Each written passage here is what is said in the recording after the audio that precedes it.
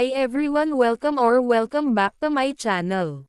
Mga fans ng Kim Pao, marami pang aabangan sa mga susunod na mga araw.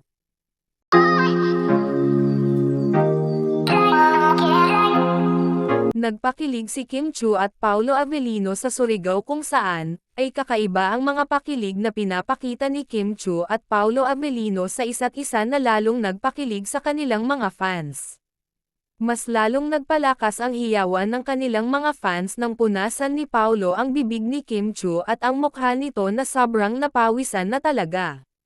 Samantala, matapos ngang mag-event sa Surigao ay namataan naman ang dalawa na mag-dinner date sa isang okasyon, kung saan ay spotted ang ibang artista at si Miss Cory na invited din sa naturang pagtitipon. Talagang laging magkasama ang Kim Pao kahit sa kanilang mga personal na lakad, ay talagang makikita ang dalawa na hindi naghihiwalay.